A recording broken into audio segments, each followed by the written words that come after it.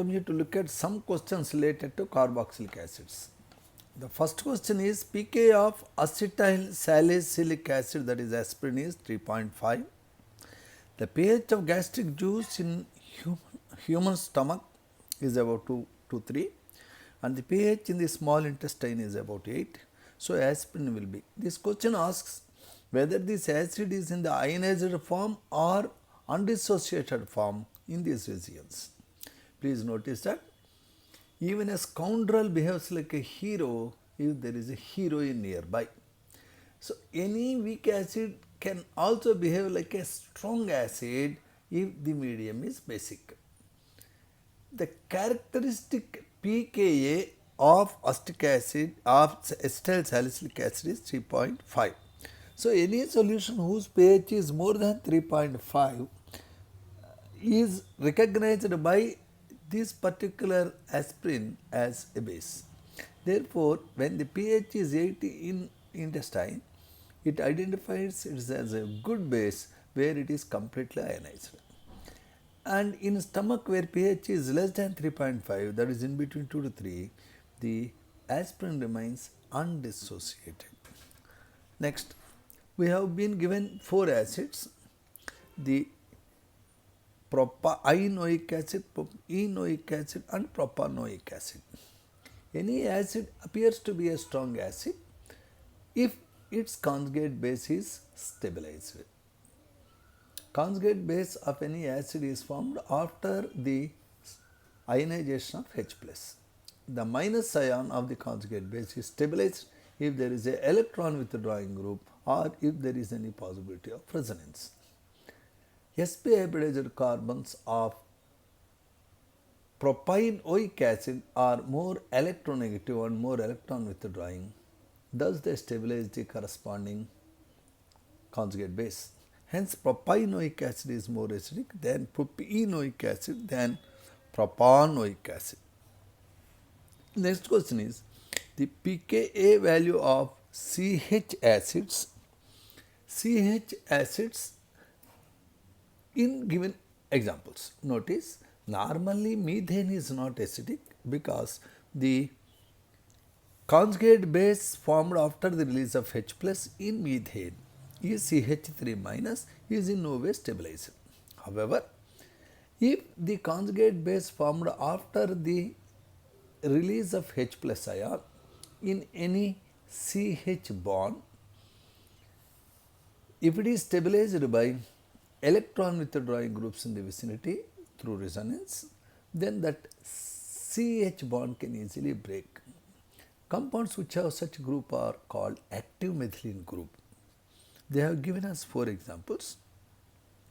The first one is propyne. In propyne, the conjugate base C minus ion is to some extent stabilized by more electronegative sp hybridized carbons. The second case is acetoacetic ester, where the CH2 is surrounded by 2 withdrawing groups, C double bond O, C double bond O. This active methylene group is really very active because the carbon ion is highly stabilized. In third example, this is simply ethyl acetate. The last one is toluene. Obviously, the acetoacetic acid, the acetoacetic ester, that is second example, is much more acidic than all others. Answer appears to be the pKa of the toluene is highest because that is least acidic, followed by the ethyl acetate, followed by propyne, followed by acetoacetic ester. Do you know that higher the pKa, lower is the acidic strength. Lower is the pKa, highest is the acidic strength. Acetoacetic ester is most acidic with the least pKa. Next, strongest acid among the following. Again based on one interesting idea.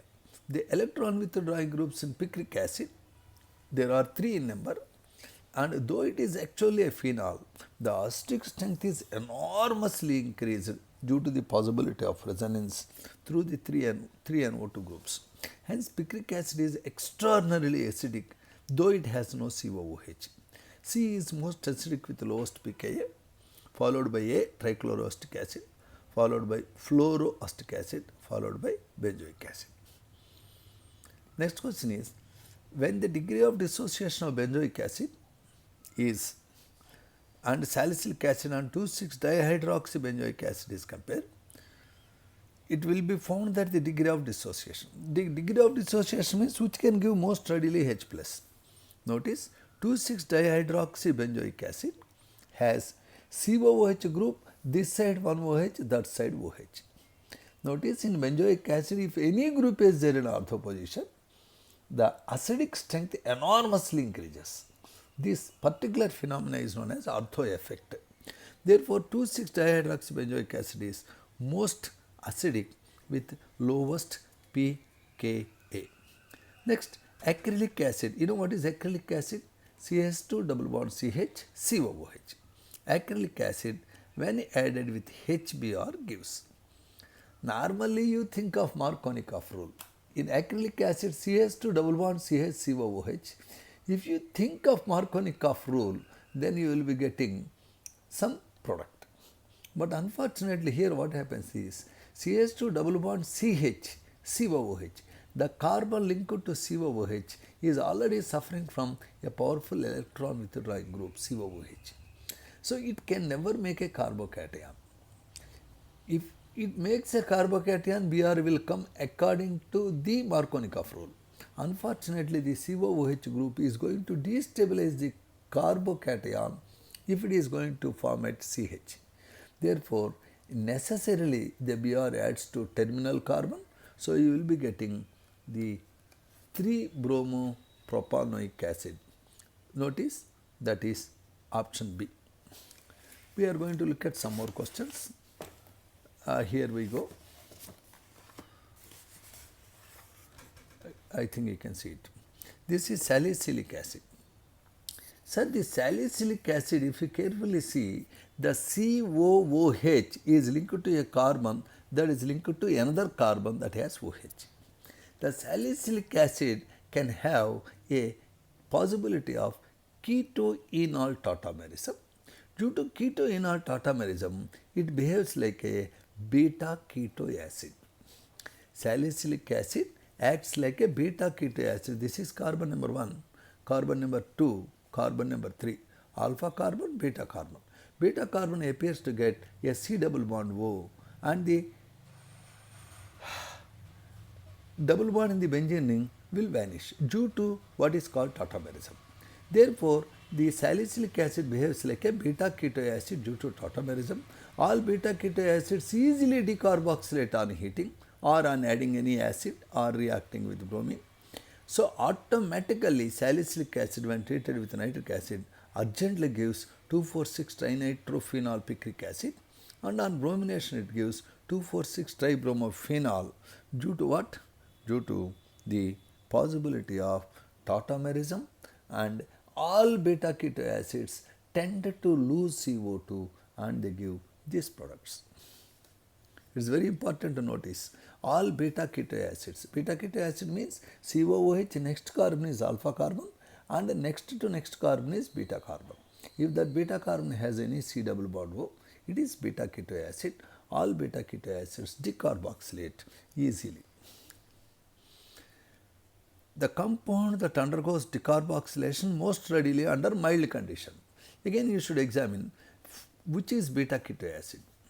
The first one is COOH, alpha carbon, beta carbon, gamma carbon. So, first example is not a beta keto acid.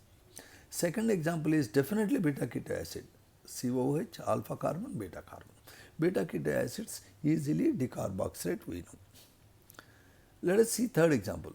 Third example is having COOH, alpha carbon, beta carbon, but it has in beta carbon COOH group. So, it can also decarboxylate, but it is not as readily as B. Third example is COOH, alpha carbon, beta carbon, gamma carbon. So, third example is not a beta keto acid. All beta keto acids like B easily decarboxylate on heating. So, next example 84. 84 is consider the following reaction. C4H6O4 on heating gives C3H6O2, on soda lime gives ethane. You know, the sodium salts of carboxylic acids are formed when a carboxylic acid is treated with soda lime. These salts on heating lose CO2 and you will be getting alkane with one carbon less. The fact that you are getting ethane indicates it must be propanoic acid. Propanoic acid is formed on heating only from a beta keto acid. So it must be a beta keto acid.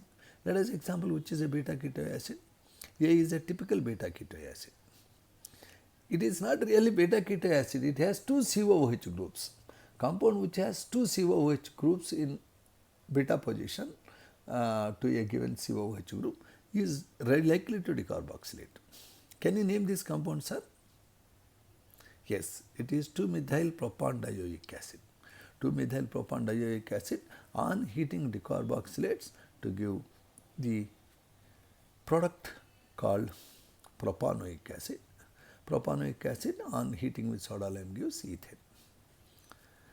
Do you know if you are heating, if you are taking care of the B is 1, 2, 3, 4. It is an acid, not a beta keto acid.